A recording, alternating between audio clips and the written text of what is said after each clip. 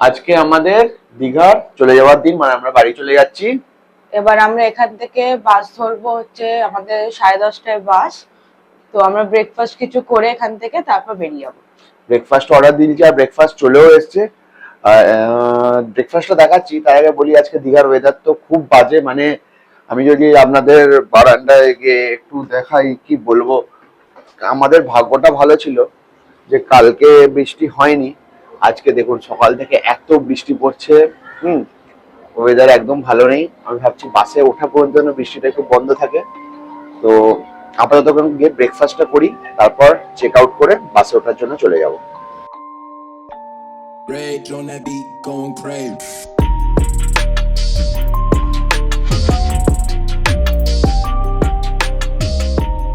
Breakfast breakfast এসে গেছে। এখানে রয়েছে আমার জন্য কফি, এখানে আছে ব্রেড, বাটার, জ্যাম আর অমলেট। এ দিয়ে হবে আজকে আমাদের ব্রেকফাস্টটা। তো দেবিনা এখন পাউরুটিগুলোকে খুলছে। অনেকগুলো দিয়ে দিয়েছে, মনে হয় না এতগুলো খেতে পারবো। প্রচুর ব্রেড দিয়েছে। এতগুলো মনে হয় না খেতে পারবো। ওরে বাপরে, কটা আছে গো? রে বাপরে, বাপরে। মনে হচ্ছে পুরো একটা ব্রেডের পুরো একবারে পাউন্ড দিয়ে দিয়েছে আমাদের। অনেকটা বাসে জার্নি আছে, খেতেও হবে। জানি না কটা গিয়ে পৌঁছবো, রাস্তায় যা জ্যাম। ব্রেড গুলো কি টোস্ট করা? হ্যাঁ, টোস্ট করা। আজকে ঠিক পেট ভরে খেয়ে নিতে হবে, না কখন গিয়ে পৌঁছাবো তার নিয়ে ঠিক। আর হ্যাঁ, যদিও আমাদের বাসটাতে নাকি প্যান্ট্রি কার আছে আর আপনার এই বায়ো টয়লেট আছে। তো দেখাচ্ছি সেটা। দেখি কি এমন কি, জানি না, ফার্স্ট টাইম চাপছি, কি হবে কে জানে। হোটেল থেকে চেক আউট করেছি, আর হোটেল থেকে চেক আউট করে আমরা চলে এসেছি মানে নিউ দীঘা বাস স্ট্যান্ডে, ওই আম্বালিকা হোটেলের সামনে, যেখানে ওই রায়পুর বাসটা দাঁড়াবে। বাসে এটা আসবে। হ্যাঁ, আমরা অনেকক্ষণই চলে এসেছি, মানে 5 মিনিট হয়ে গেল। আমাদের বাস হচ্ছে 10:45, এখন বাস হচ্ছে 10:13। অনেকক্ষণ দাঁড়াতে হবে, এখানে কোনো বসার জায়গা আর নেই। সব থেকে বসার জায়গা থেকে বড় কথা, প্রচুর বৃষ্টি হচ্ছে আজকে। মানে এত বৃষ্টি হচ্ছে যে কি বলবো। আর এত স্যাঁতস্যাঁতে ওয়েদার। কালকে যাই হোক ওয়েদারটা ভালো ছিল, বাট আজকে তো খুব বৃষ্টি। যেখানে দেখতে পাচ্ছেন এত বৃষ্টি হচ্ছে। তো দেখি, ওয়েট করি কখন বাস আসে, আর বাস এলে দেখাচ্ছি বাসটা কেমন বা বাসের রিভিউ। তো অনেকক্ষণ দাঁড়ানোর পর এবারে দেখলাম যে বাস আসছে, রাস্তাটা খুবই জ্যাম। প্রচন্ড জ্যাম রাস্তায়। এবারে দেখি বলছে বাসটা আসছে 40 মিনিট দাঁড়াবার পর তারপর বাস আসছে, দেখি কখন আসবে। এখানে এসে দাঁড়াচ্ছে শ্যামলী। ওই যে এক্সপ্রেস লাইনেরটা ঢুকছে। আমাদের তো রায়পুর ক্রুজার এরপর পিছনেই আছে রায়পুর ক্রুজার্সের বাস। এটা একটা এক্সপ্রেস লাইন ঢুকছে, আর এখানে একটা শ্যামলী দাঁড়িয়ে রয়েছে। বৃষ্টিতে এখনো পড়েই যাচ্ছে কন্টিনিউয়াসলি। আমাদের বাসটা ঢুকছে, রায়পুর ক্রুজার্সের বাসটা। এই যে এই বাসটা আছে বলে এখনো ঢুকতে পারছে না। এবার আমাদেরটা ঢুকবে। এই যে আমাদের বাসটা এখানে আর এলো না, ওখানেই ডাকাডাকি শুরু করে দিল যে আমরা যাচ্ছি আপাতত বাসটা বোর্ড করতে।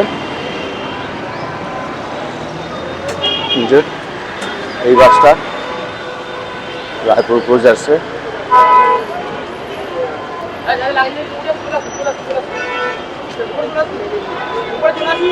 লাগেজ লোড করছি এখন।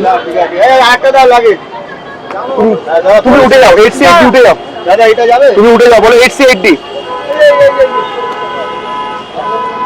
আমি বাসে উঠে পড়লাম, আর ওই যে দেখতে পাচ্ছি দেবলীন আমার জন্য ওয়েট করছে ওখানে। এটা হচ্ছে ওই বাসের প্যান্ট্রি কার টাইপের কিছু রয়েছে। ইন্টেরিয়ার্সটা বেশ নিট অ্যান্ড ক্লিন। আর ওই যে প্যান্ট্রি কারের মানে গরম জল ঠান্ডা জলে যেটা ফ্লাইটে হয় না, ওই জিনিসটা এখানে রয়েছে। আর বেশ ইন্টেরিয়ার্সটা নিট অ্যান্ড ক্লিন। বাইরে তো বৃষ্টি হয়েই যাচ্ছে।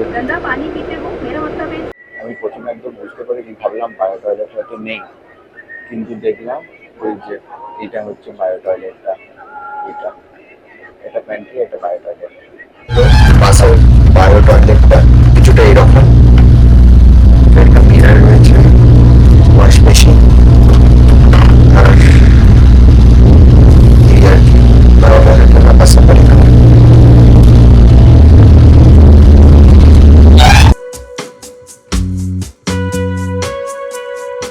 আমাদের দীঘার ট্রিপটা ওভারঅল ভালোই ছিল। বেশ দুজন মিলে একসাথে ঘুরলাম, বেড়ালাম, বেশ ভালোই দীঘার ট্রিপটা ছিল। হ্যাঁ, আমার ফেভারিট, আমি কাঁকড়াও খেয়েছি, চিংড়ি মাছও খেয়েছি, বেশ ভালো ছিল ব্যাপারগুলো। আর কাঁকড়ার সাইজগুলো মোটামুটি ঠিকঠাকই ছিল। হ্যাঁ, তবে আগেও বলছিলাম আর কালকেও বলছিলাম যে পুরীর মতন অতটা বড় ছিল না, কিন্তু হ্যাঁ ঠিকঠাক ছিল। অরিত্র তো তাজপুর জায়গাটা খুব সুন্দর লেগেছে। ও যদি নেক্সট বার যদি দীঘা ট্রিপ করি তাহলে ডেফিনেটলি তাজপুরেই থাকবো, আর দীঘাতে থাকবো না, কেন কি ওভার ক্রাউডেড খুব বেশি, মানে একটু বেশি ওভার ক্রাউডেড ওভার ক্রাউডেড হয়ে যাচ্ছিল। শনি রবিবার তো কোনো কথাই নেই, বাদই দিন। আপনারা যদি আসেন সুন্দরবনটা অ্যাভয়েড করুন, কারণ হাঁটার জায়গা নেই, রাস্তা এত ভিড়। প্রচন্ড ভিড় ছিল। আমাদের বাসে এবারে প্যান্ট্রি কার সার্ভিস শুরু হয়েছে। এই যে মশালা টি, যেটা এই মেনু কার্ডে রয়েছে, কিছু মশালা টি এইগুলো আর কি শুরু করেছে দেয়া।